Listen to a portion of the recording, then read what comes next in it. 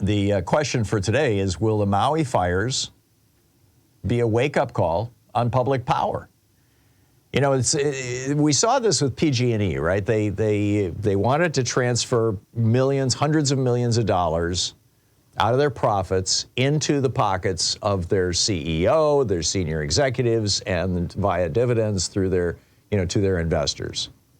And so they cut back on trimming trees and burying power lines in areas where there was big wildfire risk. And the result of that was, among other things, the Paradise Fire and a few others that killed a whole bunch of people in California. PG&E got sued for this. They're having to pay out something like $5 billion. I mean, just massive amounts in these lawsuits. Well, if the public reporting that we're seeing is accurate, and keep in mind, this is early times, this is tentative, we really don't know for sure what happened or what caused these fires. But that said, there is video of power lines going down, arcing and appearing to ignite fires in Maui, in this town and others in Maui. And if that's the case, and it's also being reported that Hawaiian Electric, the pretty much sole utility for the entire state, all those islands, that electric company had no plan to shut off power in the event of high winds, which is nuts. Now, why would that be? Well, there are two kinds, when it comes to power companies, there's two kinds of companies. There are private for-profit companies and there are publicly owned, for the benefit of the people companies. About a quarter of the electricity generated in the United States comes from these publicly owned companies, and the rest of it comes from privately owned companies. When Reagan came into office, it was around 50-50, by the way. There's been a real privatization binge over the last few years. So what's the difference between the two, between a private electric company and a public electric company? Well, the main difference is the incentives.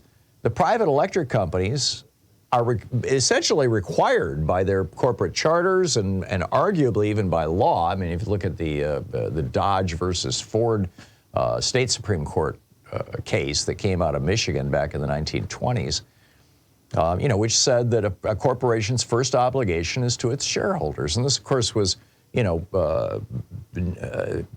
Robert Bork's big theory that became kind of the animating principle of the Reagan administration. I write about this in my book on monopolies, The Hidden History of American Monopolies. So private companies are looking at profit. Public companies are looking at what's best for the public. They don't make a profit, so they don't have to worry about profit.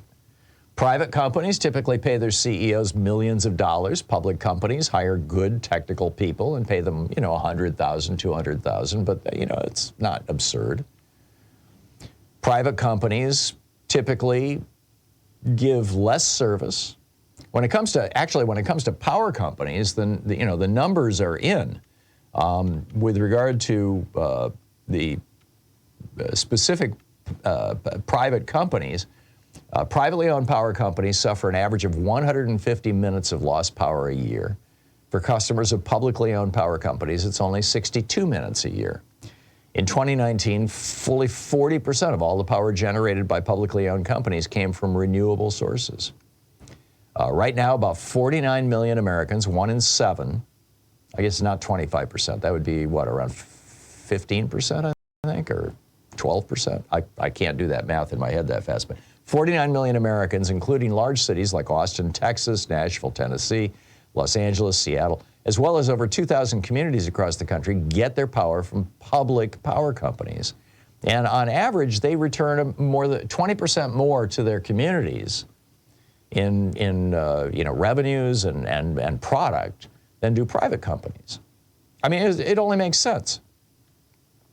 So back in 2015, Hawaiian Electric, this privately owned company that runs all the power for all of Hawaii, was talking about selling themselves to a giant utility out of Florida.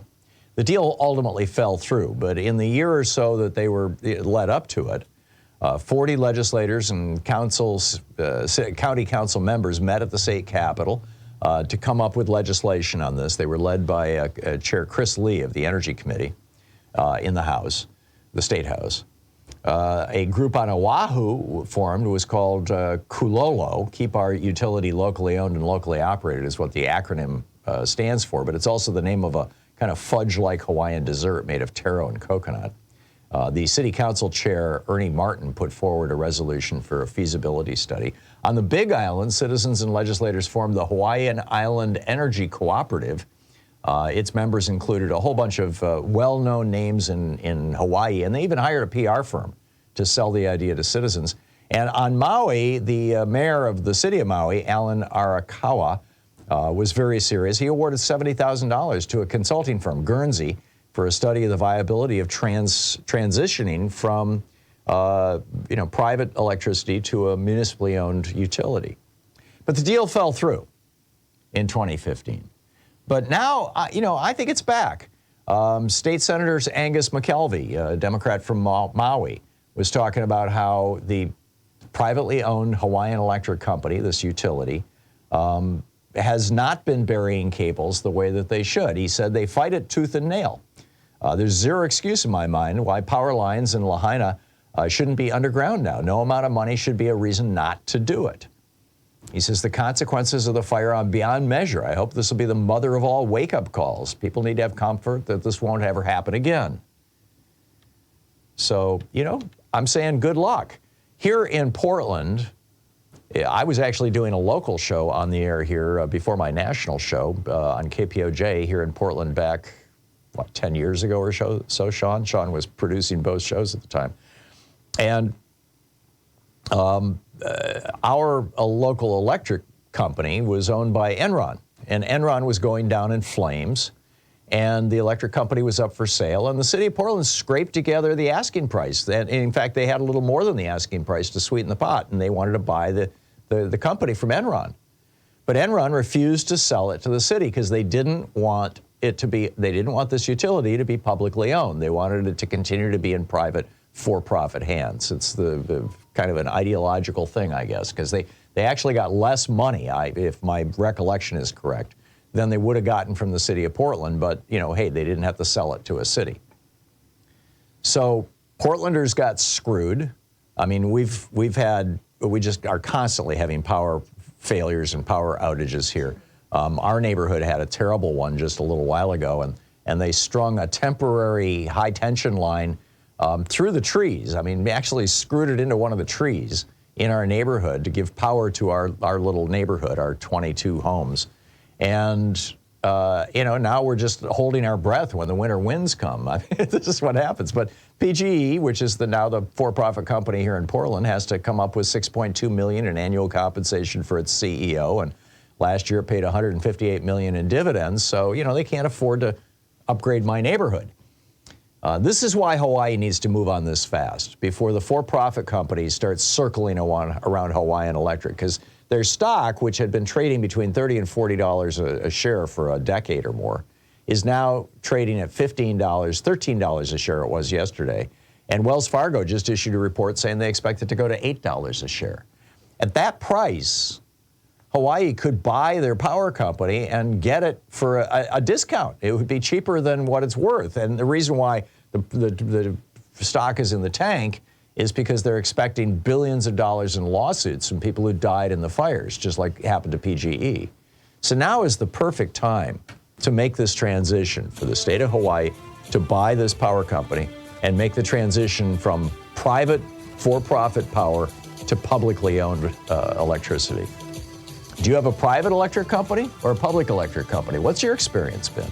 We can talk about that and other things. Also, have you noticed that the Trump cult is starting to look like Jim Jones and Scientology? We have some amazing new research on this. I'll share with you in just a moment. Stay tuned.